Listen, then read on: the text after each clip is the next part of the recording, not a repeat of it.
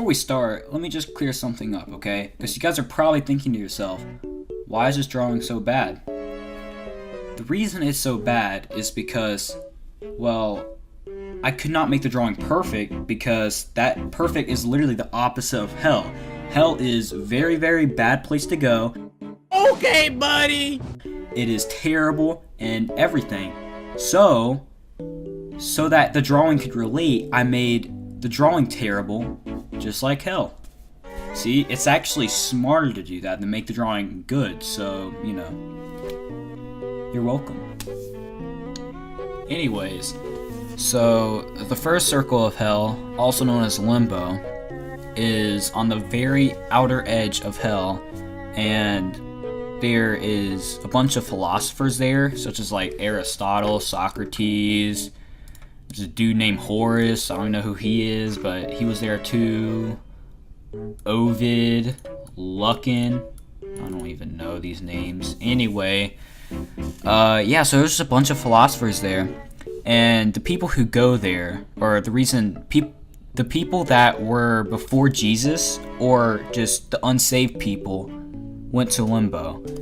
But they also didn't sin, so they're kind of like, they were kind of both rejected between hell and heaven. They were just kind of like in the middle, so they just got thrown into limbo. So limbo is kind of a boring place, you know. They got a little castle there, but you know, it's still pretty boring, you know. They're just kind of chilling there. Nothing's really going on. So that's the first circle of hell. Right before Dante and Virgil get to the second circle, for some reason Dante's like sleeping. I don't even know why this guy is sleeping. Like, you know, they're on this like big old journey going through hell, and this guy's sleeping like 50 different times in the book.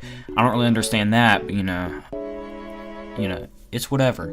Anyway, so in the second circle, people that struggle with like sexual sins, basically anything with lust, go to the second circle. And once Dante and Virgil get there, they get stopped by this one dude named Minos. And in the book it said he had like a tail or whatever, so I imagine him as kind of like a fox or a cat or something. I don't know why, so I drew him like that. And basically what he was doing there is however many times he wrapped his tail around himself is like, you know, what circle people got sent to. And I actually have a picture right here, a more accurate picture that I obviously didn't draw, of the circle, second circle, so you can kind of get more of like a visual, other than my drawing, obviously, of what that would look like. The third circle of hell is for people who struggle with any sorts of gluttony, and gluttony is basically whenever people take or just hold on to more than what they actually need. So in the circle, rain never stops falling, mixed with sleet, snow, and hail. Then the horrid three-headed dog Cerberus continually mauls and bites the souls in this part of hell. The souls cry out and try to avoid the terrifying creature, but they're in vain.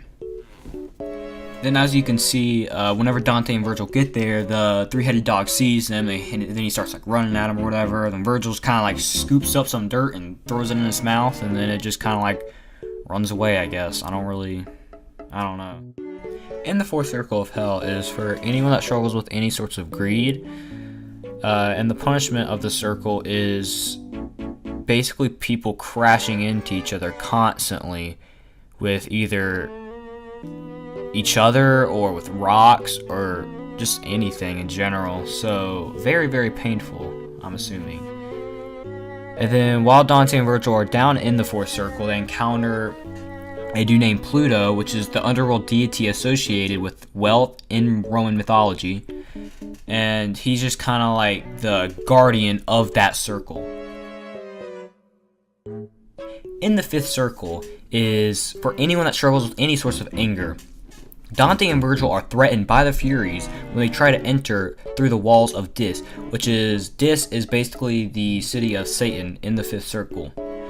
Anyway, this is a further progression in Dante's evaluation of the nature of sin. He also begins to question himself and his own life, realizing his actions and nature could lead him to this permanent torture. So in the circle, Dante kind of sits back and realizes and kind of like looks back on what he's done in the past and kind of self-evaluates what he's done, and he's like, oh shoot, I've done all these bad things, and you know, later on in my life this could actually lead me to, you know, all the torture and all the different things he's seeing as he's going throughout hell. So it's kind of like a wake-up call to him. In the sixth circle is for anyone that struggles with heresy. Heresy is the rejection of religious and political norms. So in the circle, as Dante and Virgil are walking through, there are tombs that people are in, and they're just constantly burning.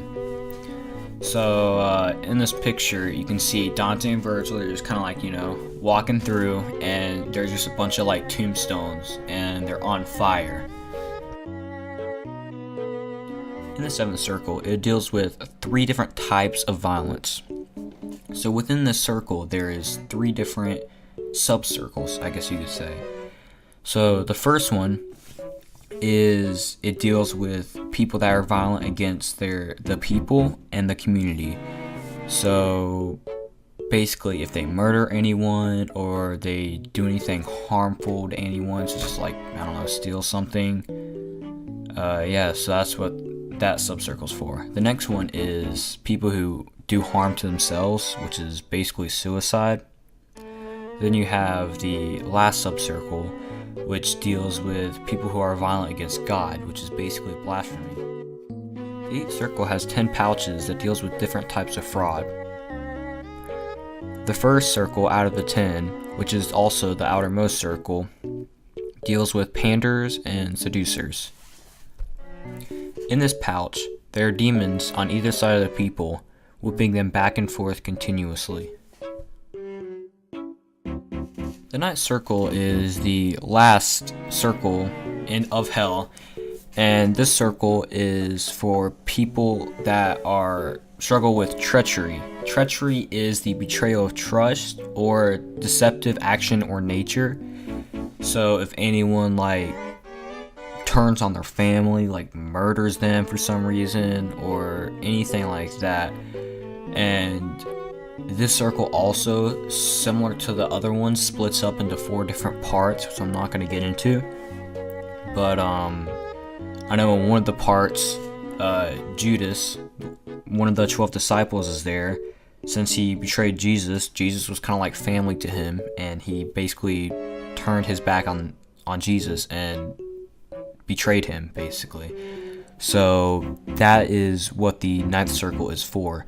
And as you can see in the picture, Satan is actually residing in the ninth circle, and he is just kind of like above everyone, and he is flapping his wings constantly. So basically people are burning by freezing, if that makes sense. So they're so cold that they're burning in ice. So that is the overview of the ninth and last circle.